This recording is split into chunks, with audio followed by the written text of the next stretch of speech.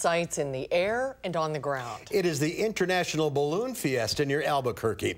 On Saturday, it was so foggy the balloons were grounded, but what a show the balloons pilots put on. More than 100 balloons from all over the world gathered in New Mexico every year.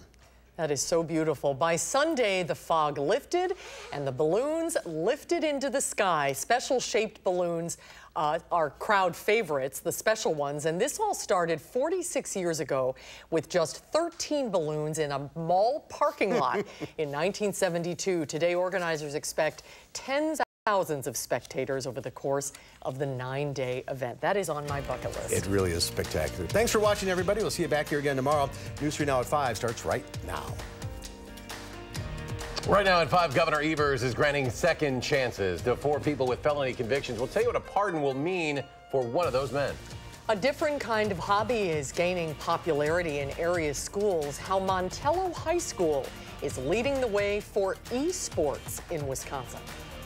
From the Channel3000.com Alert Center, this is News 3 Now at 5.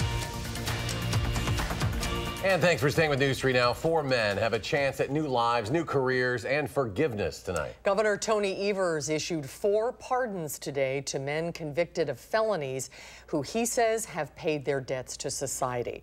Rose Schmidt explains what one man plans to do with his newfound freedom. Rose? Dr. Mwangi Vassar tells me it was overwhelming and emotional to hear that the Pardon Advisory Board had recommended to the governor that he be pardoned. Vassar presented Governor Tony Evers with a plaque today at a ceremony that was closed to the media. It was an effort to say thank you to Evers. At 19, Vassar was arrested for selling cocaine. He's now 40, working as an associate minister and barber in Georgia. He has a doctorate in theology and dreams of becoming a military chaplain.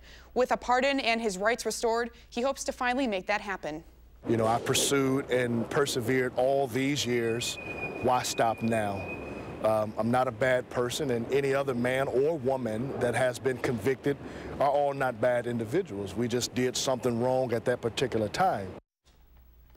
Evers also pardoned Eric Pizer, Kevin Sorensen, and Stephen Nichols at a ceremony today. The governor would not take questions from the media at an event in Wausau, but he says in a statement that all 4 men have paid their debt to society and deserve a second chance. People convicted of a felony in Wisconsin can apply for a pardon if they have completed their sentence at least 5 years ago and have not committed any new crimes. Rose, thank you. 2 suspected kingpins of a burglary and car theft ring that stretches across southern Wisconsin are now in custody. 24-year-old Cleester Moon and 17-year-old Joshua Pitts, both of Madison, were taken into custody over the weekend after a chain of events that started in Shorewood Hills, ended on Madison's west side. It started with a victim's cell phone pinging near the intersection of Corona Court at Cimarron Trail. Multiple agencies coordinated as police intensified their investigation into the car theft epidemic across the southern part of the state. We kind of identified them in our big meeting as the 2 guys who seemed the most influential. They're the most predominant people that we're identifying. They're, you know, hey, he's in this case, he's in this case, he's in this case. Those 2 names came up constantly.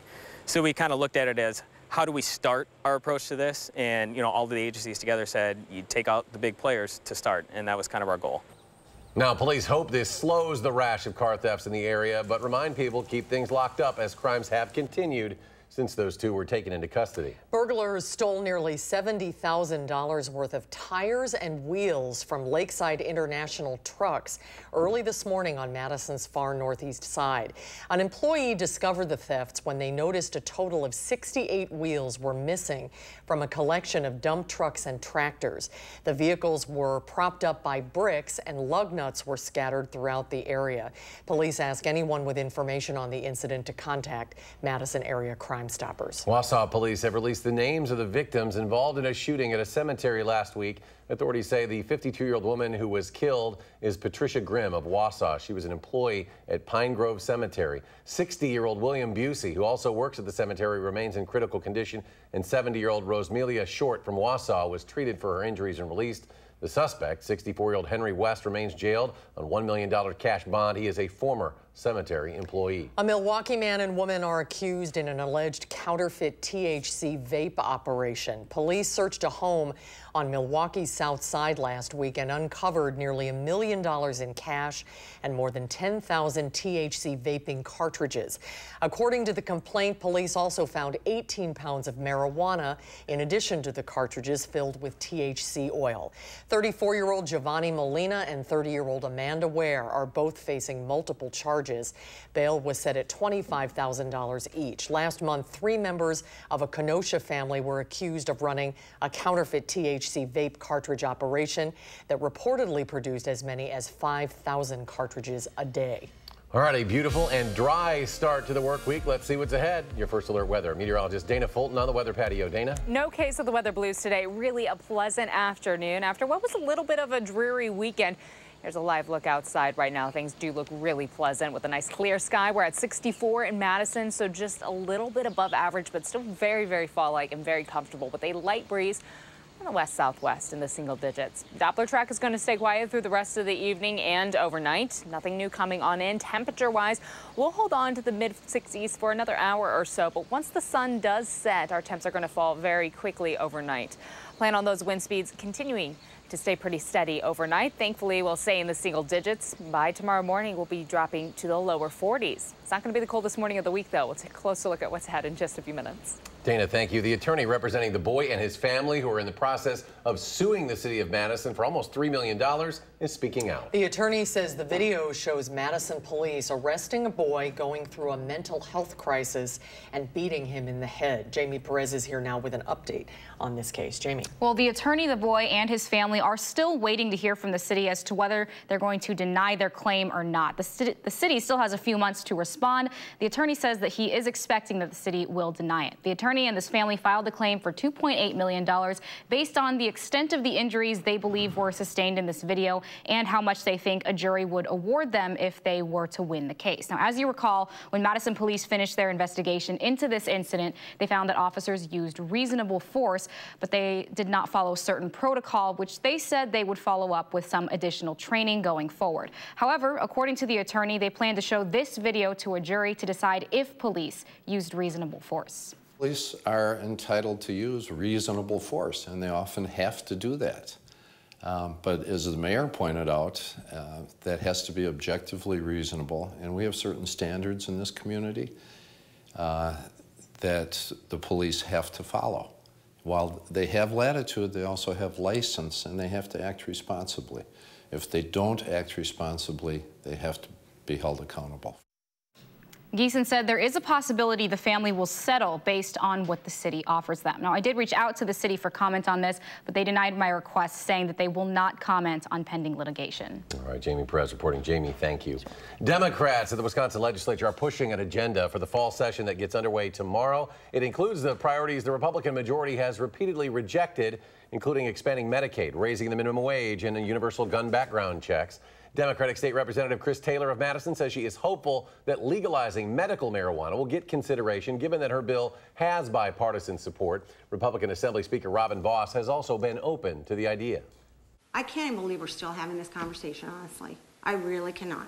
When you look at surrounding states, that we are an island now of cannabis ignorance from these policymakers. So it's time.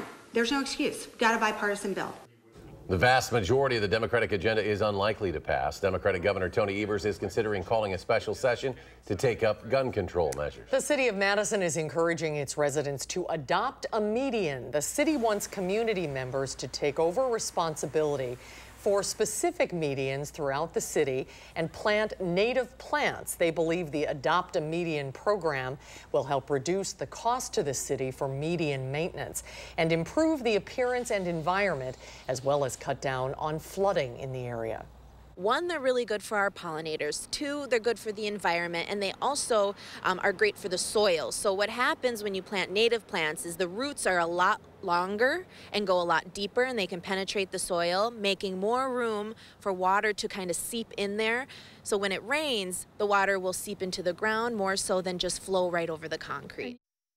For more details on how to adopt a median, head to our website, channel3000.com. To many, especially parents, video gaming can look like a kid just wasting time. But for some local school districts, it is becoming a sport. And it's not just for fun. Colleges are taking notice. Our Amanda Quintana is here with how Montello School District is one of the teams leading the way in esports. Amanda? Yes, the Wisconsin High School Esports Association has quickly taken off. When Montello joined in early 2018, they were the 9th team. Now there are more than 30 teams participating, with about 80 schools interested in getting involved. For a small school, the new doors gaming has opened for students are huge. This isn't recess. Stop studying. It's practice. Okay, focus, jump right, top right, top right, top right. These Montello 6th graders getting ready to take on another school's JV team in the game Overwatch. No, back here, right here, right here, right here, right there. This season's Wisconsin esports competition. So wait for them to come fully up. High school varsity players like Tabitha Fiedler acting as mentors. You're pretty much doing the same thing as a sport. You're getting to know new people, you're doing something you love, you're using teamwork, critical thinking. But it's not all fun and games. Coach David Lockstein says esports Shields! is this generation's NFL. I created sports medicine and the broadcasting 24/7, sports channels. That wasn't a thing when I was a kid. I mean, it was just starting, and this is their version of that. You and him should be near you. He says it's giving students an opportunity the school didn't offer before, preparing them for the jobs of tomorrow. We do a lot of great things in computer science and art and in ag and to prepare students, but this captured them in a new way. The Montello School District started the esports program last spring. Then colleges started calling, offering 2 gamers a scholarship. Once you saw that opportunity, then everybody's like, whoa, hey, we probably should capitalize on this. Now with the whole room dedicated to the team. Watch that left. With years of success ahead. Guys, you gotta heal that, you gotta heal that. Their best player, Landon, just 12 years old. Unfortunately for me, I have to wait 3 more years for him to play on the varsity level, which by then he could be a pro. Soon we will have a handful of esports teams in our area. Sun Prairie High School is planning to launch a team next year, along with the Wisconsin Dells High School that's testing the waters, getting ready for Spring League. And Edgewood High School is in their first official year of competition with about 30 players. And because this is not WIAA, you can actually play a traditional sport and do this as well. Not yet. WIAA. Yeah, not yet. Very interesting. Thanks, Amanda. All right, Wisconsin running back Jonathan Taylor has been named the Big Ten Offensive Player of the Week. Taylor, 186 yards on the ground, 29 receiving yards as well. He scored 5 touchdowns in Wisconsin's easy shutout win over Kent State. This is the 7th time in Taylor's career that he has been named Big Ten Offensive Player of the Week. The 8th-ranked Badgers will host Michigan State on Saturday. Basketball season also just around the corner. Badgers host the annual Red-White Scrimmage. It'll be at the Kohl Center Sunday at noon. Admission is free. Gates open at 10:30. Fans will receive a free team poster. Also have a chance to meet the Badger players after the scrimmage. Wisconsin will host UW lacrosse in an exhibition game November 1st at the Kohl Center. Then the Badgers officially tip off the regular season against St. Mary's November 5th. That'll be out in Sioux Falls, South Dakota. More to come on News 3 Now at 5. Up next, another whistleblower comes forward what that person may know about the president's dealings with Ukraine. And then coming up tonight at 6, Wisconsin volleyball is moving up in the latest rankings. We'll hear from head coach Kelly Sheffield following their big wins over the weekend. That's coming up at 6. On the Monday markets on Wall Street, the Dow loses 96 points to start the week. The Nasdaq off 26, S&P down 13. And we'll be right back.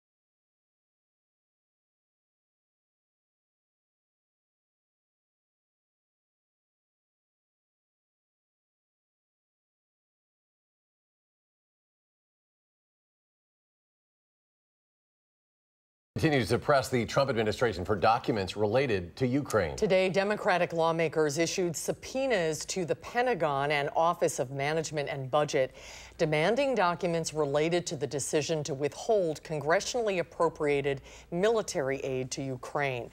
The president's defenders insist he was not withholding the aid in exchange for a Ukrainian investigation of Joe Biden and his son Hunter. You clearly were upset that somehow there was an implication that military aid was being frozen because the president wanted an investigation. Why did you wince? Because I didn't want those connected. When I asked the president about that, he completely denied it. He adamantly denied it. A second whistleblower has come forward, this one claiming firsthand knowledge of the president's call with Ukraine's president, where he asked for Ukraine to investigate the Bidens. President Trump has ordered American troops to withdraw from northern Syria. Many U.S. allies oppose that withdrawal. The White House says the sudden policy shift followed a Sunday telephone conversation between President Trump and Turkey's president. On Twitter this morning, the president defended the decision. Now that ISIS has been defeated, the president says the U.S. has no reason to be in Syria, writing, quote, "We will fight where it is to our benefit and only fight to win." Some of the president's supporters expressed concern at this move. The thing I believe, if you make a commitment and somebody is fighting with you, America should keep their word as long as because you want other people with you. In a tweet, Republican Senator Lindsey Graham called the pullout a, quote, "disaster in the making." Senator Graham later said the U.S. departure represents a big win for Iran, Syria, and for ISIS. A federal judge has cleared the way for New York prosecutors to get their hands on President Trump's tax returns. But the president's lawyers quickly appealed and blocked the order.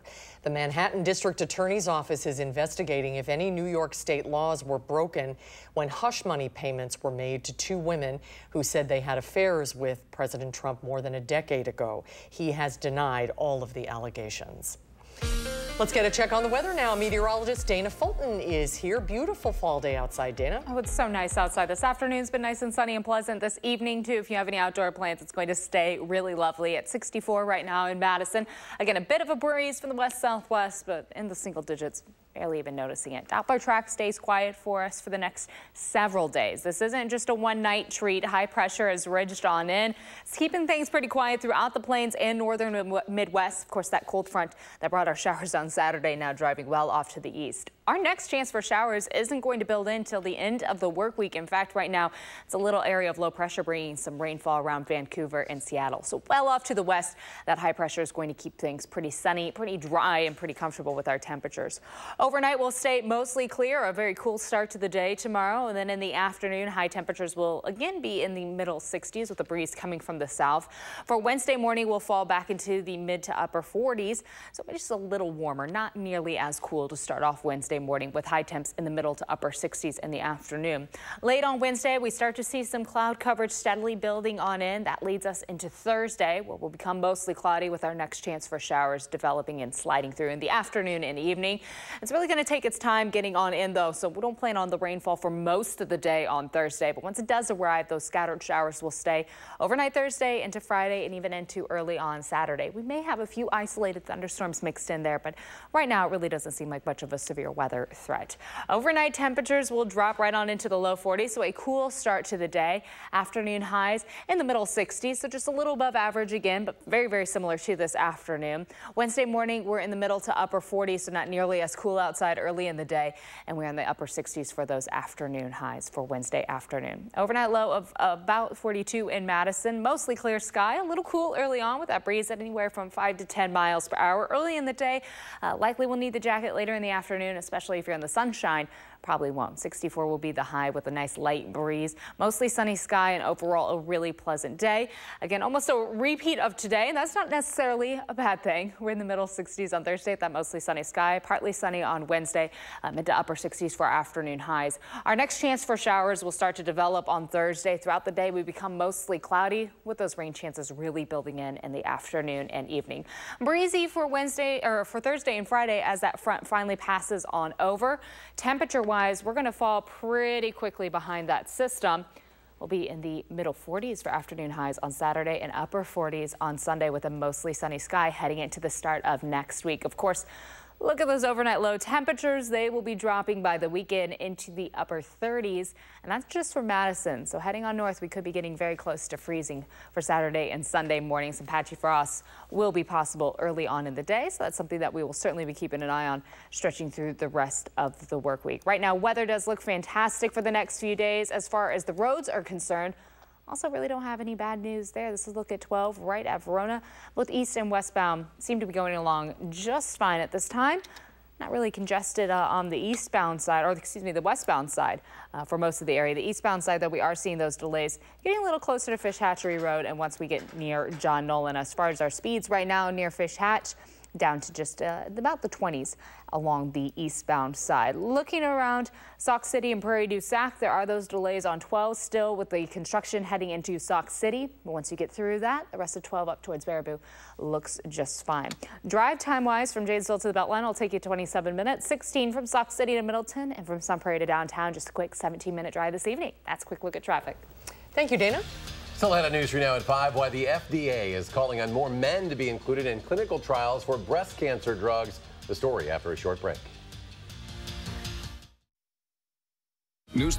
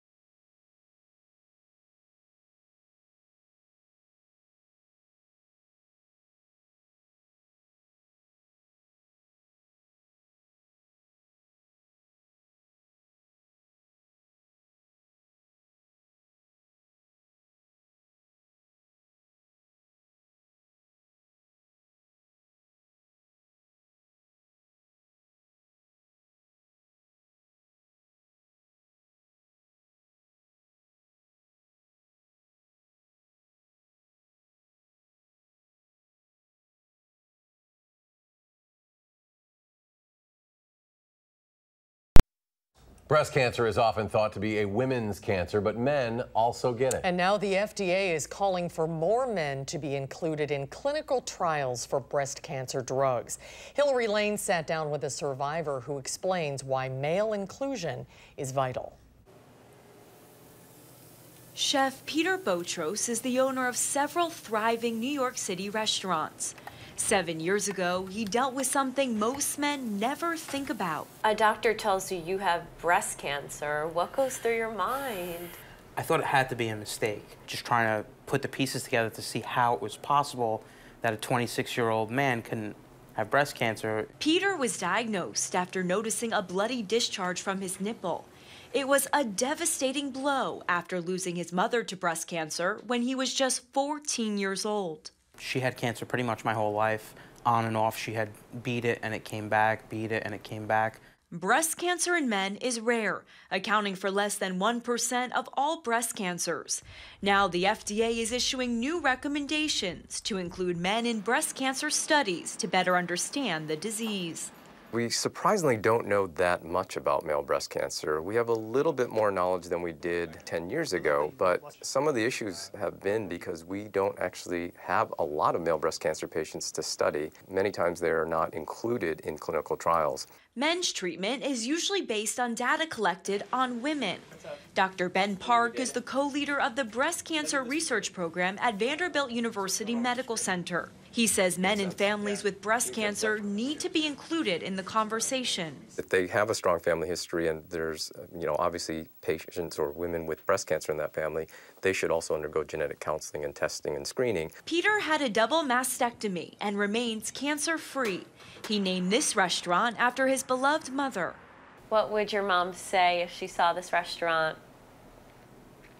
I'm going to cry now, but she would love it. It's beautiful. It's exactly, her style. He says he shares his story to help get rid of the stigma, to let men with breast cancer know they shouldn't feel ashamed or alone. Hillary Lane, CBS News, Staten Island, New York. Stay with us. We'll have another check of your forecast in just a moment.